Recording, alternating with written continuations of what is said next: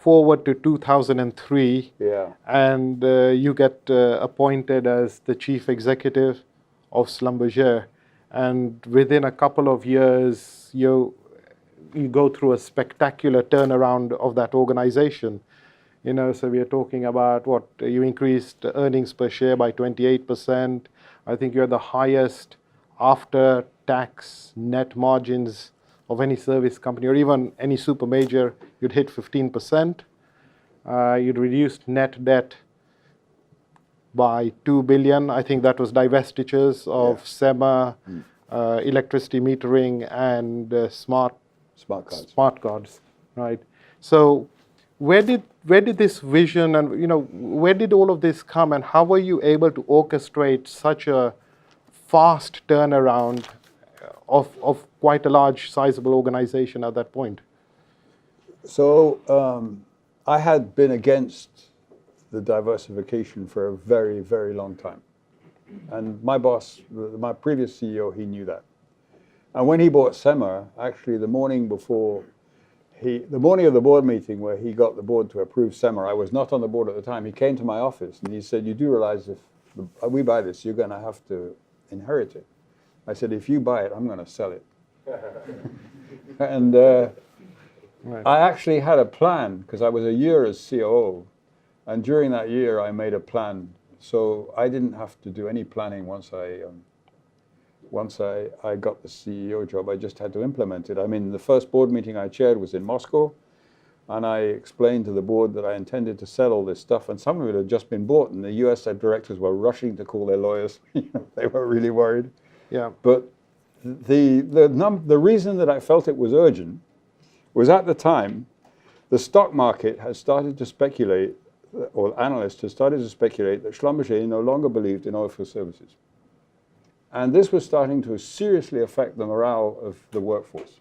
Right. Because, in this day and age, the workforce has as much access to information as anybody else. So, people were starting to say, well, if the bosses don't believe in oilfield services, what are we doing here? So I felt it was urgent to start that process of divestiture, which we did, and it was quick. But at the same time, it was fairly obvious that after the long period of low E&P expenditures between 1986 and about 2002, and the oil market was only saved between 1998 and 2002 by the fact that Russia's production increased, it was obvious that spending was going to increase. So I made an investor show in June after I took over in January, where I said this thing's going to take off. Right. And the investors didn't believe me. Yeah. And the only personal leadership thing in this is, he may remember this, is I coined the phrase, I said... Oh, so you're referring to Ghassan Mirdad, who used to work for you? Yes. Ghassan, by the way, is Sloan? You're Sloan 2016.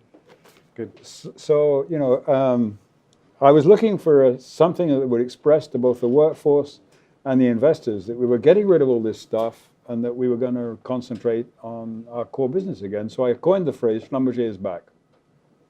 And Schlumberger is back. Schlumberger is back. And for some reason, that caught on the workforce big time, Right. And everybody said, woof, And that gave a tremendous boost to the morale at a time when activity was just starting to take off.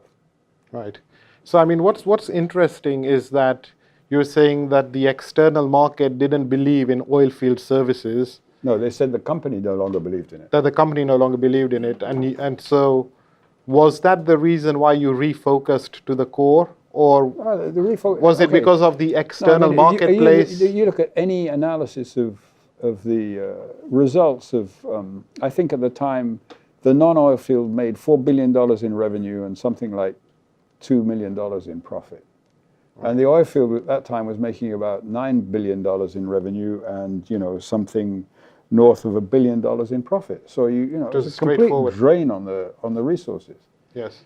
And we never had a strategy in the non-oil field that seemed to grip or make sense. In some ways we were way ahead of the time, because actually one of the reasons that they bought into electricity metering was they felt that smart metering was going to come. And they were right, smart metering did come. The only problem was it came 20 years after they started buying metering companies. Yeah.